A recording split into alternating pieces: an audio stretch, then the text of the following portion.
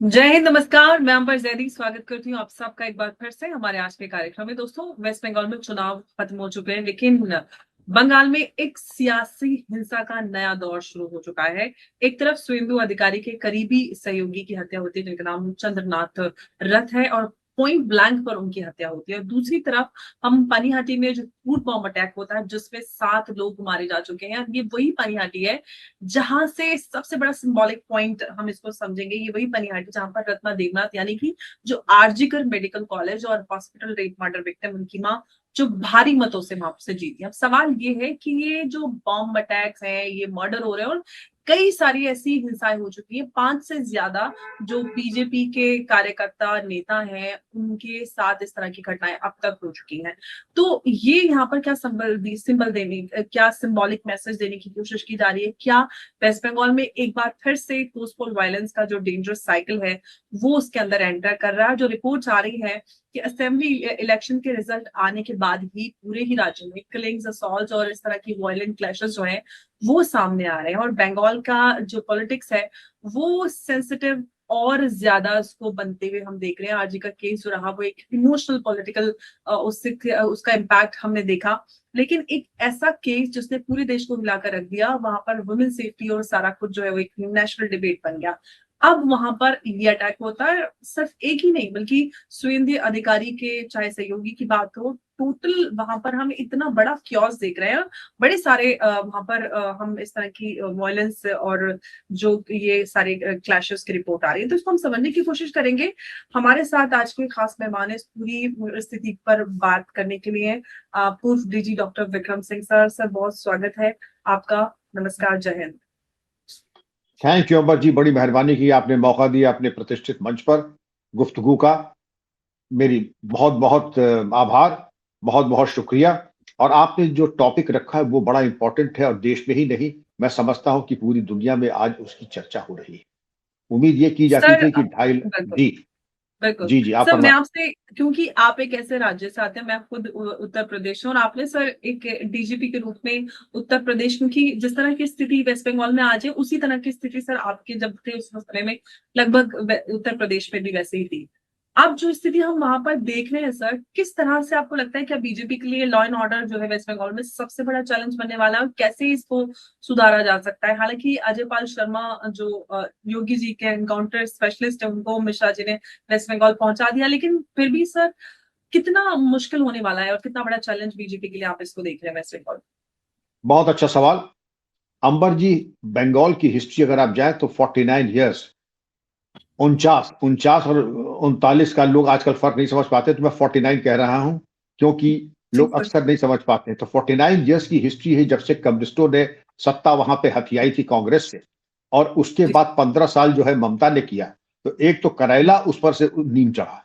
तो जो करेला था सीपीआई, उन्होंने तो जो कसम थी, हर मोहल्ले गली में अपने गुंडे बैठाए, और वही जी टैक्टिक्स ममता ने कि हर गली मोहल्ले में अपने गुंडे बैठा दिए। वो वसूली करेंगे, वही करेंगे। और तूफान बदतमीजी ये कि जब तक उनके लेटर हेड पे सिफारिश नहीं जाएगी, किसी थाने किसी चौकी में एफआईआर नहीं होगी। अगर उनके लेटर हेड पे ये जा रहा है कि इसकी गिरफ्तारी नहीं होगी, तो गिरफ्तारी नहीं होगी। अगर लेटर हेड पे जा रहा है कि जमानत होगी, तो जमानत हो जाएगी। लुब्बे लुबाब ये है अंबर जी कि पुलिसिंग का सारा दारोमदार और रिमोट कंट्रोल टीएमसी के गुंडों के हाथ में था। जिसको चाहे लूटे, जिसके चाहे कब्जा करे, जिसके चाहे सरकारी बेशकीमती जमीनों पे कब्जा कर ले। और दूसरी चीज, अगर कहीं ऐसा हो कि मुद्दई जो है वो हिंदू है और मुलजिम जो है दूसरे पक्ष का है, तो वो एफआईआर होने ही वाली नहीं है, वो एफआईआर नहीं होगी। बिल्कुल। उस तरफ देखने की जहमत भी न सर, कीजिएगा, दूसरा वरना। पक्ष ने खुलकर बोली है मुसलमान, क्योंकि जितनी हमने तुष्टिकरण की राजनीति की पराकाष्ठा हम वेस्ट बंगाल में देखे, तो हमें, मुझे लगता है, खुलकर बात करनी चाहिए। बिल्कुल सही, बिल्कुल सही। चलिए, बड़ी मेहरबानी करके, हाँ, अगर मुलजिम पक्ष मुसलमान है तो वो एफआईआर होने वाली नहीं है, क्योंकि वो तुझे। और आप ममता की जो भाव भंगिमा और जो उनके अल्फाज हैं, अल्लाह कसम, तुम काफिरों का साथ देगा बीजेपी का तो अल्लाह तुमको माफ नहीं करेगा। वो अल्लाह की नुमाइंदे, जो नुमाइंदा बन करके बात करती हैं, वो क्या दिखाना चाहती थी? तुष्टीकरण। और तुष्टीकरण को जो है मूर्ति रूप उनके गुंडों ने दिया। अब इसको कहते हैं कुत्ते की दुम टेढ़ी की टेढ़ी। चोर चोरी छोड़ सकता है, हेरा फेरी नहीं छोड़ सकता है। और चूंकि मैंने जिंदगी दे दी बदमाशों के मिजाज को समझने में, बदमाशों का मिजाज ऐसे ही होता है जैसे सुनार है। सुनार क्या एक मिजाज होता है, उसकी बीवी की भी चूड़ी अगर आएगी तो उसमें से थोड़ा सा टाका वो अपनी बीवी की चूड़ी से भी निकाल लेगा। तो बदमाश का भी यही मिजाज होता है कि वो उसके हाथ और पूरे तन बदन में खुजली होने लगती है अगर 72 घंटे बदमाशी या चोरी चिकारी न करे। अब यहां पर इनको मौका मिला। ममता का एक तो बर्खास्ती उनका कि आप उनकी देखिए, जैसे किसी के अजीज की मौत हो जाती है तो दिमाग थोड़ा फिर जाता है, आदमी बहकी बहकी बातें करने लगता है, ऐसा लगता है कि जैसे दिमागी एक पागलपन का दौरा पड़ने लगता है। तो वही इन मोहतरमा का भी हुआ, ममता का, कि हम इस्तीफा नहीं देंगे। भाई इस्तीफा तुम नहीं दोगी तो जाओगी का, तुम्हारे पास रास्ते क्या है? तुम्हारे पास रास्ते ही क्या है? एक डॉक्ट्रिन ऑफ प्लेजर है, आप तो कानून जानती हैं, इतनी कानून की जानकार आप हैं। डॉक्ट्रिन ऑफ प्लेजर राष्ट्रपति के लिए और गवर्नर के लिए कि राष्ट्रपति is please to appoint the prime minister and the governor is please to appoint the chief minister. Pleasure ये नहीं है कि साहब जो हमने आपका चेहरा पसंद आ गया तो हमने प्लीज होकर कर दिया। Pleasure is condition by the fact that you should have the majority in your house. अगर नहीं तो governor will not be pleased and the president will also not be pleased. अब इसके बाद आप कहेंगे हम इस्तीफा नहीं देंगे, हमको तो सौ इसके मनमाने तरीके से हम सर नहीं होने देंगे, एसआईआर नहीं होने देंगे, हम सीए नहीं होने देंगे, हम एनआरसी नहीं होने देंगे। मतलब हम ही कॉन्स्टिट्यूशन है, हम ही सुप्रीम कोर्ट है। अब इसके बाद आप आ जाइए, जो लाकानूनियत फैल रही है उसकी आप शुरुआत कीजिए। पहले चंद्रनाथ रथ के ऊपर जो कातिलाना हमला हुआ, आप इनके ऊपर अगर जाएं तो आप देखें ममता के पीछे ये साय की तरह लगे हुए थे और इनको 2 बार ये हार चुकी है। इसके पहले भी हार चुकी है शुभेंदु से और इस बार भी शुभेंदु अधिकारी से दोबारा हारी है। तो एक तो ये जो टीस है मन में कि उनके ऐसे क्रांतिकारी नेता को, हरदिल अजीज को इन्होंने हराया, 2 बार धूल चटा दी। दूसरे ये जहां धरना दे रहे थे तो चंद्रनाथ रथ ने वहां बिल्कुल चट्टान की तरह खड़ा हो गया। तो आप नहीं समझती हैं कि उनके मिजाज का जो कोई हो, खफ्तुल हवास, खफ्तुल हवास जानती हैं कि जी बिल्कुल सर। जो कुछ भी कर सकता है, जो कुछ भी कर सकता है। तो खफ्तुल हवास जो है, अब मैं कुछ कह नहीं रहा हूं लेकिन ये इन्वेस्टिगेशन की लाइन हो सकती है। जिस तरीके से कत्ल हुआ, मोटरसाइकिलों का इस्तेमाल, गाड़ियों का इस्तेमाल, और गाड़ी ना के पहले रोका, फिर मोटरसाइकिलिस्ट आकर के, जिसको हमारी सिखलाई में एक होता है दुरुस्त शिस्त के कायदे, और चूंकि ये हम लोग उर्दू में ये पैम्फलेट्स होते थे, दुरुस्त शिस्त के कायदे, हाउ टू एम प्रॉपरली। लगता है कि उसने बैटल क्राउच पोजीशन में नील करके जो निशाना लिया तो आपके चंद्रकांत रथ के वाइटल पार्ट्स पे गोली लगी और वाइटल पार्ट्स पे उनकी तुरंत मौत हो गई। मौका वारदात पे उनकी मौत हो गई। ड्राइवर को भी गोली लगी लेकिन वो मरा नहीं, 3 गोली उसको भी लगी है। और सबसे महत्वपूर्ण चीज ये है कि जो पिस्तौल का इस्तेमाल किया, वो पिस्तौल कौन सी थी? ग्लॉक, ऑस्ट्रिया की बनी हुई, जिसकी ब्लैक मार्केट में भी कीमत 35 लाख से कम नहीं होती है। और उसकी मार ऐसी होती है कि बुलेट प्रूफ गाड़ी को भी छेद कर सकती है, ये भी समझ लीजिए। ये मामूली पिस्तौल नहीं होती, तभी इसका दाम भी 35 लाख है, जो बेसिक मॉडल है। जाती तो ये कहीं जो है 50-50 लाख तक की जाती है। एक एक कारतूस की कीमत जो होती है एक 10-10 हजार रुपए होती है, क्योंकि ये बुलेट प्रूफिंग वाली होती है और ये इतनी बड़ी होती है कि बिल्कुल हाथी के भी लग जाए तो मार देगी है। अब हम बात करते हैं कि इन्होंने इस्तेमाल किया, शिस्तली रिकॉग्निजेंस किया, स्टडी किया, सीसीटीवी फुटेजेस जो आई हैं तो ये मालूम पड़ा कि इन्होंने जो कार थी उसकी नंबर प्लेट के साथ छेड़छाड़ की है, सिक्योरिटी नंबर प्लेट को बदला है, और इस यही नहीं, जो शैसी के नंबर होते हैं वो भी उन्होंने मिटा दिया। अब ये बेवकूफ ये नहीं समझ पाए कि जब तफ्तीश होती है तो ये सब चीजें कल खुलेंगी, और तौर तरीके होते हैं बैलिस्टिक और फॉरेंसिक्स के कि जो पुराना जो आपका शैसी नंबर है वो हम निकाल सकते हैं और निकलेगा। जितनी चीजें सामने आ गई हैं उससे काफी चीज क्लियर हो गई। सप्लाई चेन जो कारतूस की है, ग्लॉक पिस्टल की है, जो चोरी की ये मोटरसाइकिल है और कार है, उससे काफी पिक्चर साफ हो गई है। अगर ये कोई भी तफ्तीश करे, लेकिन अभी तक जो वही है, बंगाल की पुलिस को इन्होंने जिसके हथियार को खुत्थल कर दिया है, इनकी सारी सलाहियतें जो है, क्योंकि जब दिन भर ये धरना प्रदर्शन ही करेंगे तो इन्वेस्टिगेशन क्या होता है, कारतूस का कैसे इस्तेमाल होता है, बल प्रयोग क्या होता है, ये सब गए हैं भूल भाल। अब तक आपने कोई भी इनाम की घोषणा नहीं की कि 10 लाख का इनाम मिलेगा जिंदा या मुर्दा, अगर कोई हमको ला करके देगा या मुफीद जानकारी देगा। अब तक हो जाना चाहिए था कि नहीं हो जाना चाहिए था। लेकिन आप लगता है तफ्तीश करना भूल गए हैं, पीटी परेड करना भूल गए हैं। नाइट फायरिंग करना भूल गए हैं, जो पुलिस की जिसकी तनख्वाह ली जाती है, सारी चीजें लगता है आप भूल भाग गए हैं। जरा ले आइए, इनके कीजिए इनाम 10-10 लाख रुपए के, और जो भी इनके बारे में मुफीद जानकारी देगा तो इन्हीं के परिवार वाले 50 जूते मार के लाके आपको थाने में जमा करा देंगे। लेकिन ये बॉर्डर का इलाका है अंबर जी, कहीं ऐसा ना हो बांग्लादेश वगैरह अगर ये भाग गए तो फिर ये आपके हत्थे चढ़ने नहीं वाले हैं, जैसे शाइस्ता परवीन उत्तर प्रदेश में और मुख्तार अंसारी की बीवी जैसे अब हत्थे आज तक नहीं चढ़े। सारी कोशिश पुलिस ने यूपी की कर ली लेकिन वो मिली नहीं, क्योंकि शायद वो अब हिंदुस्तान में नहीं है। लेकिन जो वायलेंस का सिलसिला चल रहा है, यहीं पर बात खत्म नहीं होती है। एक आपके ऊपर अटैक हुआ था जहां पर सीआरपी की एक महिला अधिकारी और 5 अधिकारियों को चोट आई थी।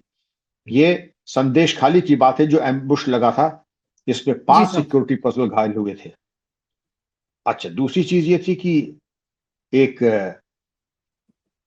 मोहल्ला है कैनिंग रोड, जहां पर जी जहांगीर खान का एक AK-47 तैयार करने का एक कारखाना लगा है। एक आपने पुरुलिया आर्म्स ड्रॉप सुना था कि हवाई जहाज से 500 AK-47, लगभग ये 30 साल पुरानी बात मैं बता रहा हूं आपको, हम्म, 30 साल पुरानी। तो वो तो यहां पर तो 500 AK-47 तैयार करने गया था। 3D printing, lathe machine, drilling machine, इन तमाम चीजों को इन्होंने लगा करके एक फैक्ट्री, तो अच्छा हुआ कि फैक्ट्री बन नहीं पाई। तो ये तो मैं मानने को तैयार नहीं कि जहांगीर खान ऐसा जो है फुटपाथिया नेता ये इतने बड़ा कारखाना लगा लेगा। इसके पीछे जरूर ISI और CIA या दोनों का हाथ जरूर रहा होगा, क्योंकि ये चिकन स्नेक आपका वहां है, मणिपुर को हथियार देने हैं। इन तीनों का नेटवर्क अगर आप देखें कि जो यहां पर गतिविधियां मणिपुर में हो रही है, चिकन स्नेक हो रही है, इसमें अकेले जहांगीर खान का मसला नहीं था। और जो पश्चिम बंगाल में हुआ है और जो इलेक्शन का है, आप ये मान के चलिए कि चीन, पाकिस्तान, बांग्लादेश और यहां पर खाना नहीं बना होगा इनके लीडरान के यहाँ, क्योंकि इनके बिल्कुल मुंह की खा गए, इनके यहाँ खाना नहीं बना होगा 3-4 दिन, क्योंकि इनके से दिल के अरमा आंसू में बंद करके बह गए। ऐसे ही लगता है कि अरमान इनके बहुत कुछ थे लेकिन अरमान पूरे नहीं हुए। वायलेंस की अगर हम बात करें, आपने तो वायलेंस की बात की थी, ये जलपाईगुड़ी में एक हारे हुए कृष्णदास, TMC के हारे हुए कैंडिडेट है, इनके पास से गड़ासे और कई तलवारें, दर्जनों तलवारें दिखाई पड़ी, वो सोशल मीडिया पे है। एक बीजेपी वर्कर ये मरा पाया गया, जो विजय जुलूस था उसके बाद।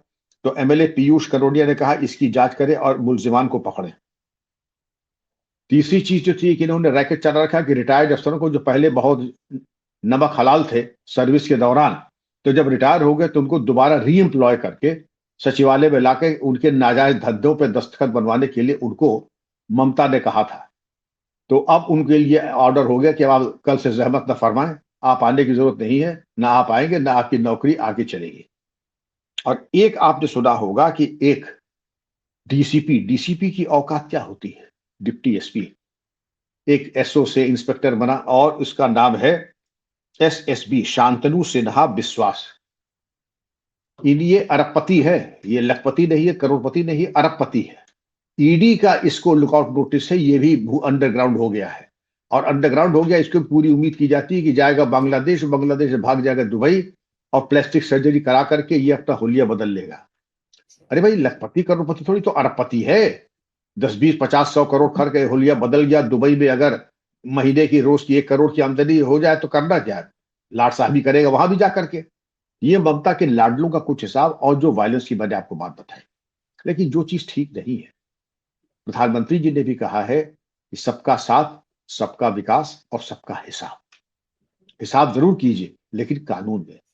ये पब्लिक को बुलडोजर सरकार अगर चलाए, सारे अहकामात और कागजात को देख करके कि आपका मालिकाना हक नहीं है, आपको नोटिस दी गई, नोटिस का आपने माकूल जवाब नहीं दिया, तब तो ठीक है। लेकिन पब्लिक को ये अख्तियार नहीं कि बुलडोजर ले जा करके और जा करके ढहा वहा दे, ये कोई तरीका नहीं है। ये तो वैसे ही है कि हमारे हाथ में पिस्तौल में जाके 4 गोली मार दी कि साहब इसकी शोहरत आम बड़ी खराब है और इससे जनजीवन जो है बहुत ही ज्यादा जो है मुतासिर और कुप्रभावित हो रहा है, तो हमने गोली मार दी। ये सब बिल्कुल उचित नहीं, लेकिन ये हुआ है। और पिछले जी 4 मई के बाद, ये 4 मई के बाद ये जो 8 घटनाएं हुई हैं, इस पर जितनी सख्त से सख्त कार्रवाई करे, और कार्रवाई ऐसी होती है जिसको कहते हैं हंटर की चोट। अभी वो हंटर भी नहीं दिखा, ना हंटर की चोट दिखाई पड़ी। मैं उम्मीद करता हूं कि आपके प्रोग्राम के जरिए जो आपके मैनेजमेंट वाले हैं जो इस चीजों को इंतजाम करने जिनकी जिम्मेदारी है, ऐसी चोट करे। अब उनका हमने 422 आदमी गिरफ्तार किए, गिरफ्तार नहीं किए, नजरबंद किए। हमारे यहाँ जरा सा कुछ हो जाता है तो 3-3, 4-4 हजार आदमी ऐसे बैठा लिए जाते हैं, स्कूल कॉलेज बंद करा दिया जाता है और ऐसे बैठा लिए जाते हैं। और उनको गर्मी के टाइम में अब कहाँ पानी मिलता है, जरा 24 घंटे 48 घंटे जरा ऐसे ही रखो, जरा धूप में रखो बैठा करके, अच्छे अच्छे को नानी याद आ जाती है। और जाड़े का टाइम वो 25 दिसंबर से लेके 25 जनवरी तक तो पानी खूब पिलाया जाता है, नहला भी दिया जाता है, और दिन में 2-3 बार नहला दिया जाता है कि सारी जो गर्मी है जरा निकल जाए। तो जरा कुछ तो करो, मालूम पड़े कि कुछ तुम सीरियस हो किसी कुछ करने के लिए। दूसरी चीज, आप जब जिनको पकड़े, मैं तो चाहूंगा हर थाने में 10 मोस्ट वांटेड, पूरे पश्चिम बंगाल के हर जिले के 100 मोस्ट वांटेड, इनको करिए गिरफ्तार और फास्ट ट्रैक कोर्ट में कम से कम 10-10 को कराइए हर महीने सजा। और सजा के बाद इनको हुगली और कोलकाता जेल में नहीं, जरा हमारे उत्तर प्रदेश की जेलों में भेजिए, और वो भी उनमें एटा, मैनपुरी, फरुखाबाद, इटावा, भदोही और मिर्जापुर, नैनी। जरा मालूम पड़े आटे दाल का भाव, माछ भात बहुत दिन तुम जो है मटर गश्ती कर चुके हैं वहां पे, जरा यहाँ आओ, जरा कुछ यहाँ की भी जो है आतिथ्य स्वीकार करो। और जैसे ये होता ही है कि वहां के जो मुलजिमान है इनको हमारे, और सामान्य जेल नहीं, न जहां रेल जाती हो न जहां रेल हेड हो, जहां पहुंचने में आपको मालूम पड़े कि नक्शा कहाँ है, कैसे पहुंचे, 4 दिन लग जाएगा आपको पहुंचने में, तो ऐसे जेलों में रखना चाहिए इनको। जहां पे बड़े बड़े क्रिमिनलों को जब हमने रखा था, बड़े बड़े सूरमा कहते अंकिल जी इस बार छोड़ दीजिए, मैं राजनीति छोड़ दूंगा। मैं कोई कहता अंकिल जी, मतलब अंकिल जी के हाथ में थोड़ी है, जब तुम आंखें दिखा रहे थे तब, अब अंकिल जी क्या कर लेंगे, अंकिल जी की माला जप रहे हो तो हम लोग अगर शासन प्रशासन अपने पे आ जाए तो इनमें किसी में दम नहीं है। बिल्कुल लेकिन सर। हुआ क्या है 15 साल में अंबर जी की इनकी एक एक चीज जो है, पुलिसिंग की सलाहियत खत्म कर दी गई। इनके हथियारों में लगता है ग्रीस व्रीस लगा करके बिल्कुल रख दिया है, कभी हथियार का इस्तेमाल नहीं किया, कभी कोई बल प्रयोग नहीं किया। अब नतीजा आपके सामने है। जी, आप कुछ पूछ रहे थे। बिल्कुल सर, मैं बस यही कह रही हूँ कि एक तो सबसे बड़ी बात कि मतलब ऐसा लग रहा है कि जो वेस्ट बंगाल है उसकी जो परमानेंट आइडेंटिटी है वो पोस्टपोल वायलेंस से एकदम जुड़ती जा रही है, क्योंकि बीजेपी आ गई है, उसके बावजूद भी हम देख रहे हैं कि जो बीजेपी आरएसएस समर्थक हैं उनके ऊपर इस तरह के अत्याचार।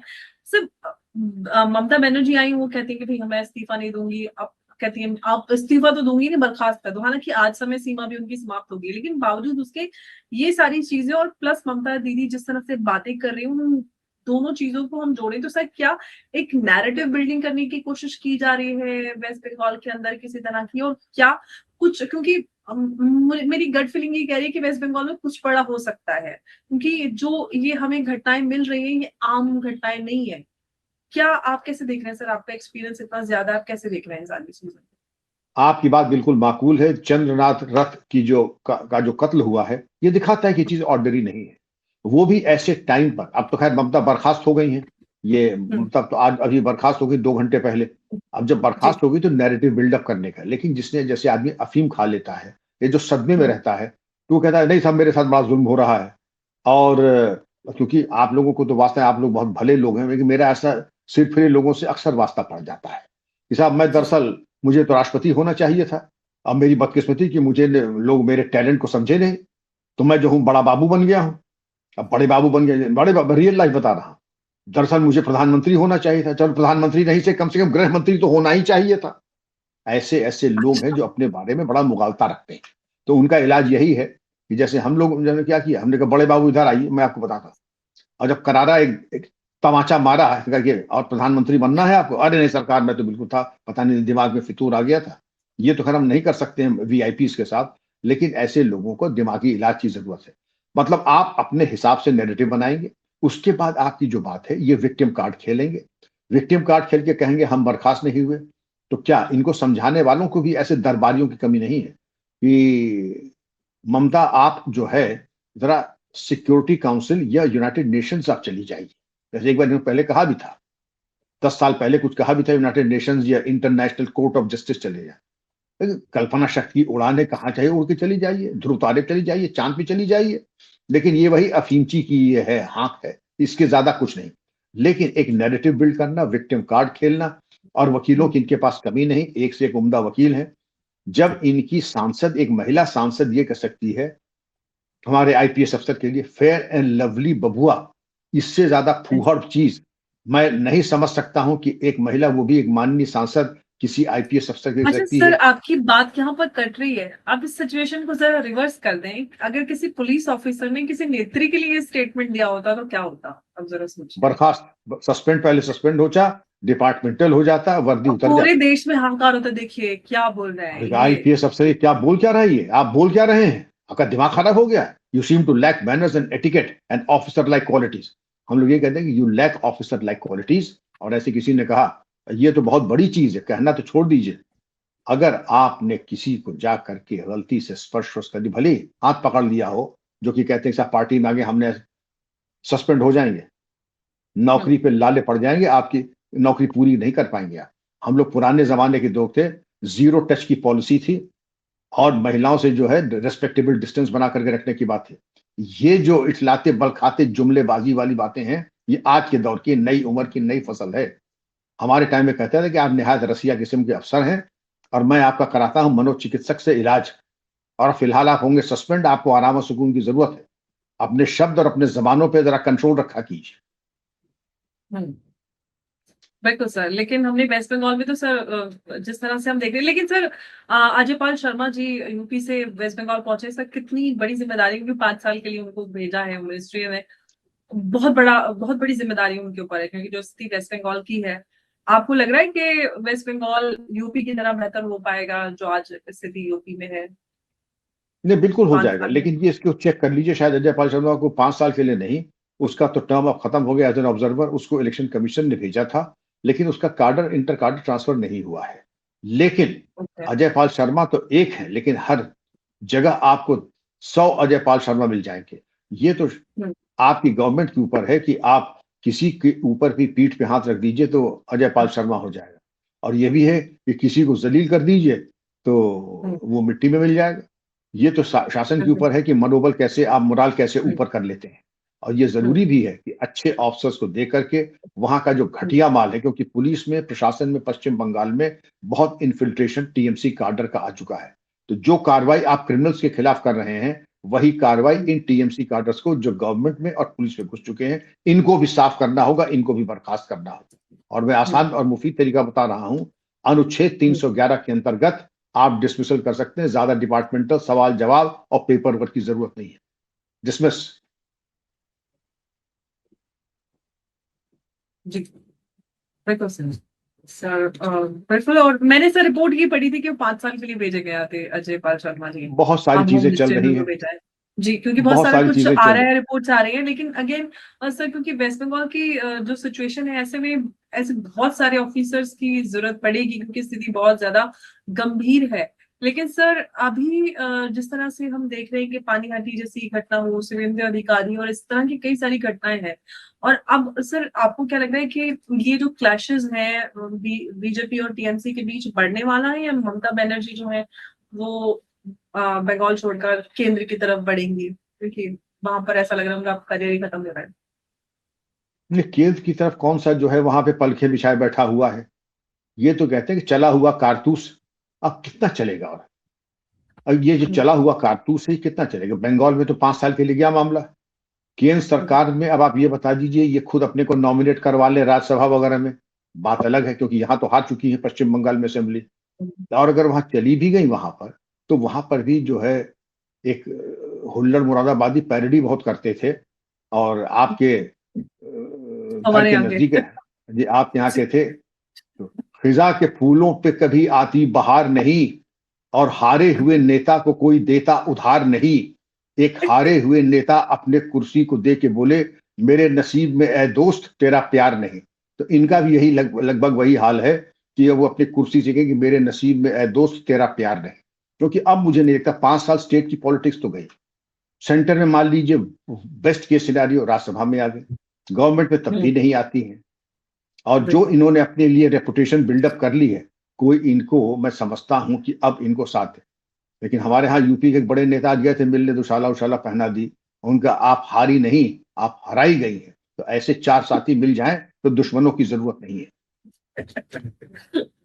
सर आप ऐसे ऐसे बोले ना, हंसी आ रही है सुन के भी, इतने सीरियस।